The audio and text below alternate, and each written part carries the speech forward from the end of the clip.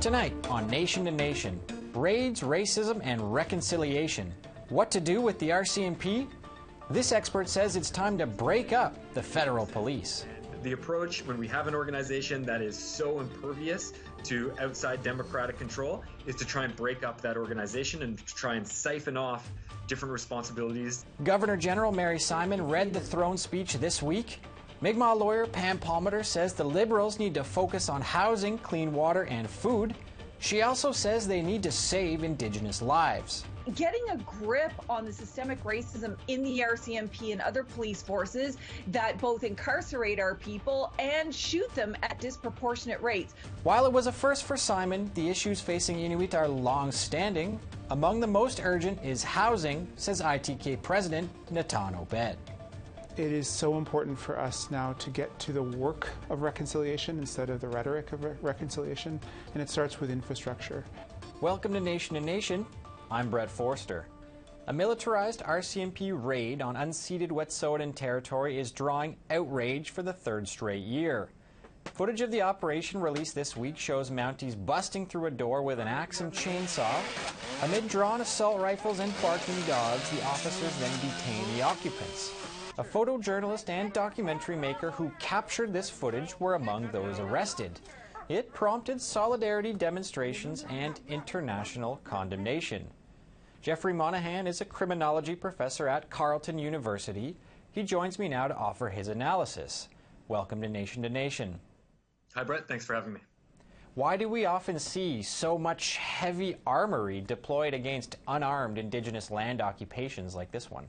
Police operations have all kinds of resources to deal with these kinds of what they often call public order, which is protest situations. When you see these types of operations in downtown urban environments, certainly over the last several years, there's been a trend towards keeping the kind of SWAT-style, militarized-style police contingents in the background of operations. It raises all kinds of questions about police legitimacy, about police violence, using these operations against protest movements, against lawful dissent, against different groups in a downtown urban environment, has really forced police into bringing these groups into the background.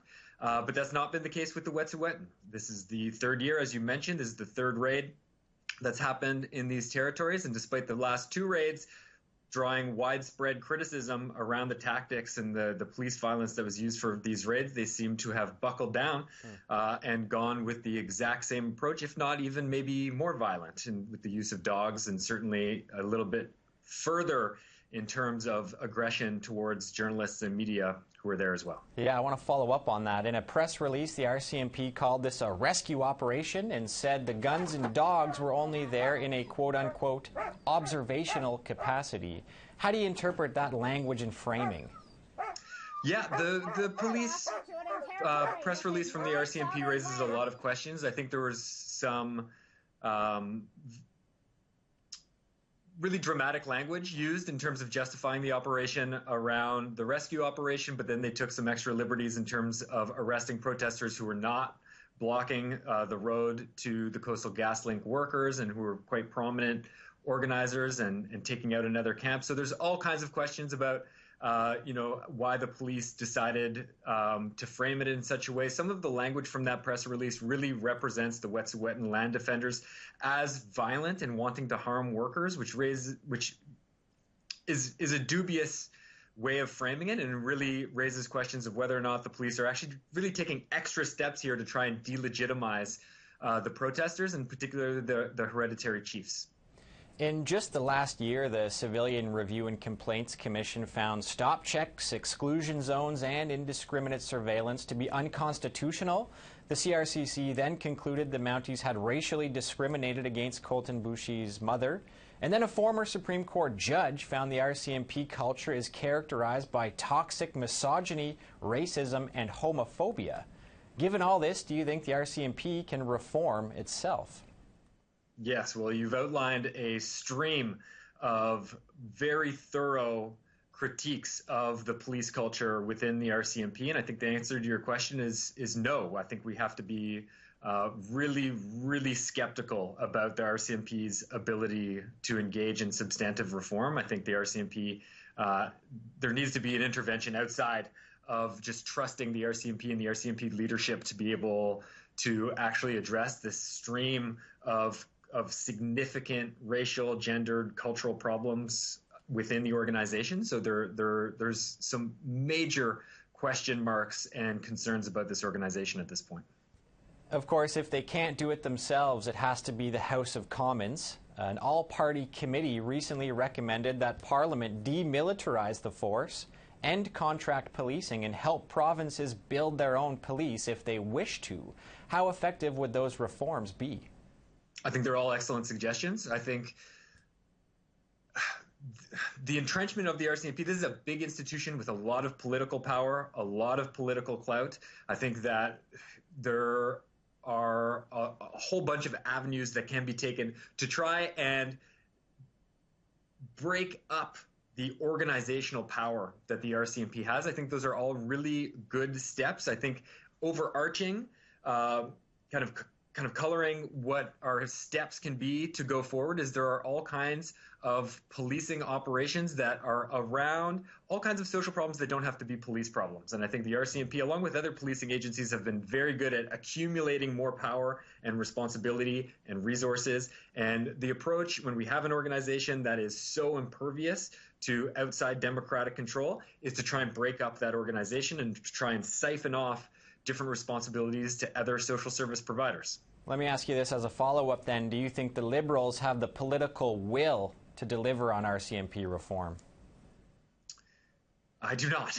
I think the political Liberals have fallen quite short in living up to their language on police reform and living up to their language on nation-to-nation relations and engaging in reciprocal relations. Even in the Wet'suwet'en raid, I think they've been absolutely absent in terms of trying to rein in the RCMP and what the RCMP are doing to delegitimize the claims of the hereditary chiefs to engage in negotiations. So I think that the Liberals, and for that matter, other federal parties are being quite slow on police reform issues, even in provincial and municipal areas. I think there is a hesitancy among politicians to take on the entrenched powers of police and police unions for various reasons. And what we're seeing now is an increasingly critical moment where we have to take on these debates, and we're going to have to figure out some very practical ways to take steps forward to do so.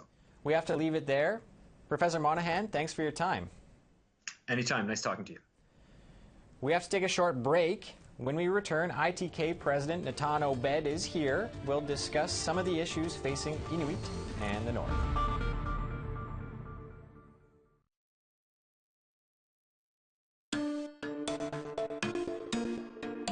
Welcome back. Natan Obed has been the head of the Inuit Taparit Kanatami since 2015, so he's heard a few throne speeches in his time. As is often the case, it was short on promises aimed at the North, so President Obed is here to address that. But throne speeches aside, there are several issues impacting Inuit. So welcome to Nation to Nation, President Obed. It's great to be here. So what's going to be your top priority going into the next session of Parliament, and how confident are you we'll see some action on it? Well, just like all Canadians, COVID response still is top of mind. We are not in any way clear of the pandemic, and in a number of Inuit Nunangat communities, we've seen recent spikes in cases. So we're going to work with the government on COVID response. Now that the 5 to 12-year-olds are eligible, we also hope to work with the federal government to prioritize Inuit within the rollout of that particular vaccine. When it comes to speech from the throne and hearing Mary Simon speak in Inuktitut, which makes me so proud, and then also to lead off the throne speech with reconciliation as the lead item. It speaks to where this country is, and it is so important for us now to get to the work of reconciliation instead of the rhetoric of reconciliation, and it starts with infrastructure. We have a huge infrastructure deficit across our homeland, and so far we have had specific funds for housing, perhaps specific Indigenous funds for broader infrastructure programs, but not a transformative fiscal or ambition agenda by this government. Yes, I wanted to get to that. NDP MP Mumalak Kakak was quite disturbed after doing a tour of the housing conditions of Nunavut. So what can the government do quickly to get some results on that issue? We are facing over 50% overcrowding in our homeland in relation to about 9% of the rest of Canada. And first and foremost, we need to ensure that we have new funding available for social housing. We also need to do all we can to ensure that climate change isn't negatively affecting our existing housing stock. So operation and maintenance and further retrofits to make our existing social housing units I guess climate change resistant, but also sustainable, is part of the larger picture on housing. There's a growing trend on TikTok, which is to go into northern stores and show the prices of groceries. So to what extent is the subsidy program Nutrition North a failure, and how could it be reformed? Nutrition North is not accountable as a federal program in the way that many other federal programs are accountable. We need Nutrition North to be transparent and accountable. We also need Nutrition North and the tens of millions of dollars that are spent every year in Inuit communities to go to those most in need. We need less barriers in access for the funds that are available to combat food insecurity. And we also need to do all that we can to ensure that those who most need this subsidy are the ones that are receiving it. This has to be a social program. And up until now, the federal government hasn't necessarily always treated Nutrition North as a social program. Could increased self-government for Inuit maybe move the needle a little bit on a lot of the issues we've discussed today?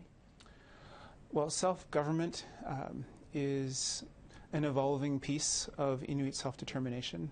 In Nunatsiavut, we do have a long-standing self-government now. The Inuvialuit just passed their first law yesterday, which is a huge milestone. And Nunavut Tungavik in Nunavut also passed a resolution recently exploring self-government for the people of Nunavut.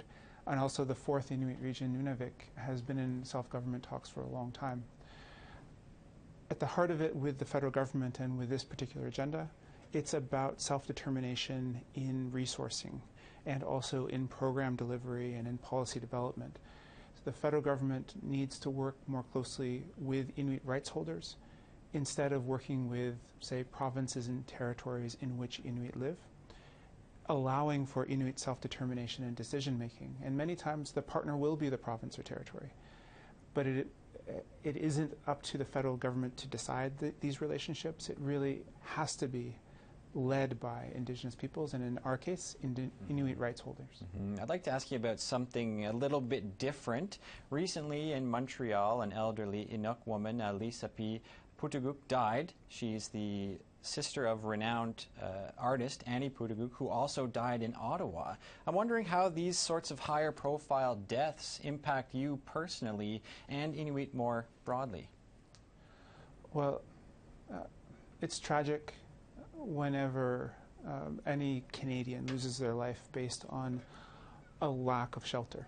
And really what we saw last week was a person dying because she was out in the elements and she didn't have access to a basic shelter. Unfortunately, Inuit have a higher rate of homelessness than the rest of Canadians. And because our community is so small, we often know the individuals or are related to these individuals who are in really difficult circumstances, many cases in the South.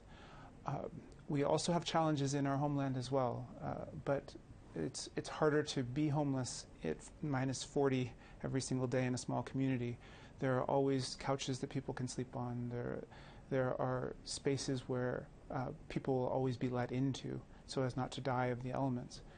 But it is a growing challenge and one that personally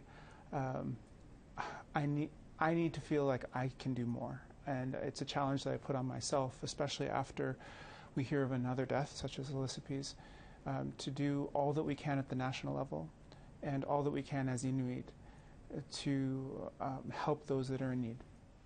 Okay, unfortunately, we have to leave it there for this segment, but I want to thank you for coming on Nation to Nation, and it's great to have you here in studio. Oh, it's great to be here. It's nice to be in person. Okay, we have to take a short break. We'll be back in just a few minutes with more in-depth analysis of the throne speech from Mi'kmaq lawyer Pam Palmater.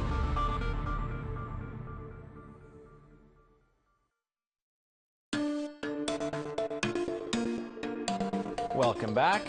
Trudeau's 2021 throne speech reiterated several familiar pledges on reconciliation. After 6 years and many broken promises, some say trust is all but lost. Others remain optimistic about the Liberal platform. Pam Palmater is a Mi'kmaq lawyer and professor from Eel River Bar First Nation. She joins me to offer her take as Trudeau launches his third mandate. Welcome to Nation.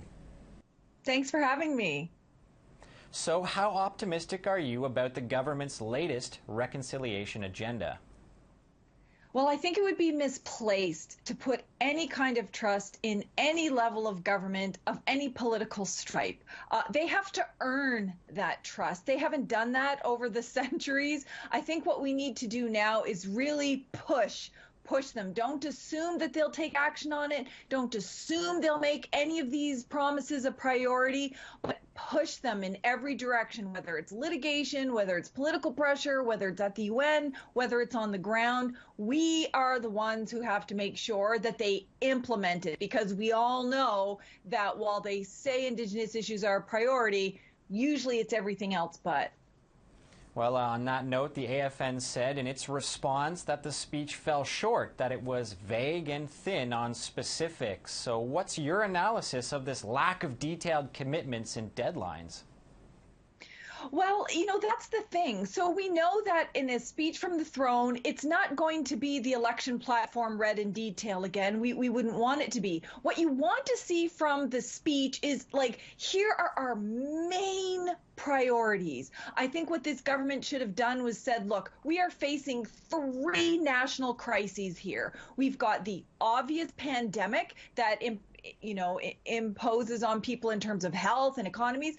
We also have climate change, which is affecting the entire planet. But also, Canada's biggest national crisis on a human rights level is the genocide of Indigenous people, and in particular, murdered and missing Indigenous women and girls. Those 3 things should have been the priority, and it should have come across that way. Instead, there was a long laundry list of all the things they were going to do, and then when they were almost done, they were like, oh yeah, and by the way, murdered and missing Indigenous women and girls. That simply doesn't cut it, and in fact, it shows we may be in for a tough road getting any action on that. Getting justice for the victims of residential schools was included in the speech. Are Trudeau's pledges to build a monument and appoint a so-called special interlocutor enough to do it? No.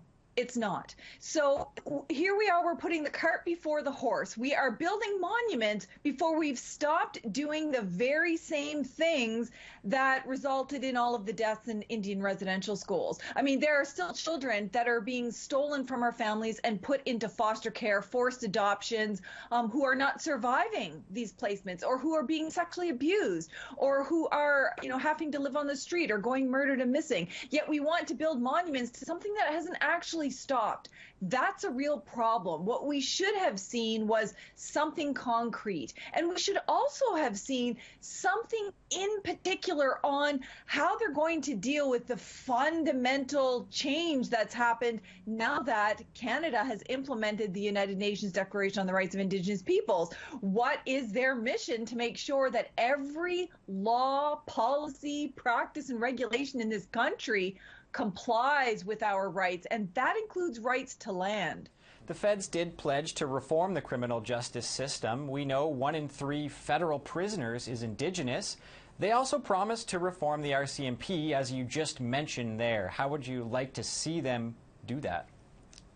Well, they've been promising criminal justice reform since they got elected. They promised to address the over-incarceration rates of Indigenous peoples, and they haven't done that. They haven't done that in federal institutions. They haven't done that in provincial institutions, any kind of coordinated efforts there. And even during COVID, we were saying we need a decarceration plan to get our people, especially Indigenous women, out of prisons, and they weren't responding to that. So they actually need to do that. They need to listen to the Supreme Court of Canada, which said find alternatives to prison, stop criminalizing us. And of course, on other issues around the RCMP, there is no saving the RCMP. The report Broken Lives, Broken Dreams by former Supreme Court of Canada Justice Michelle Bastaras said they are a toxic culture of racism, misogyny, homophobia, and violence, and they cannot be fixed from within. So Canada's facing a real situation. Either they fix it from the outside or they get rid of it altogether. And as you can see, they are the primary crux of the problem when it comes to Indigenous land defense, water defense, or even advocating our human rights. We're facing a heavily militarized RCMP. There are those who support the Liberal platform, perhaps or especially given some of the money that's been doled out over the last few budgets. There was $18 billion allocated in the last budget. So what do you say to those people who are pleased with the way things have been going? Well, that's good for them. We all have different points of view. I would ask, however, how much of that money actually flowed? How much of that was new money versus repurposed money? How much of that money went to federal public servants working at Indian Affairs, Justice Canada, Fisheries Notions, the RCMP, and others? How much of that money trickled down to the actual people on the ground? And while it's probably a little bit more, it's not as much as people think it is. And we have to ask the ultimate question. Is what Canada is doing working? No, it hasn't even put a dent in ending the genocide of Indigenous peoples. So if that's not working, we need some radically different alternatives, like land back, like sharing our resources, like recognizing our right to be self-determining. Basically, get out of our business and let us govern ourselves and our territories. You just said it there. When he was appointed as Crown Indigenous Relations Minister, Mark Miller told reporters that it's time to give back stolen land. You can see with the raids on Wet'suwet'en territory how difficult that's going to prove to be. So how confident are you we'll see some progress on that? I'm not at all confident. I mean, literally, they don't get those words out of their mouths, and 2 seconds later, the RCMP are invading Wet'suwet'en territory. And this isn't the first time. This is the third time, all during Trudeau's, multiple elections.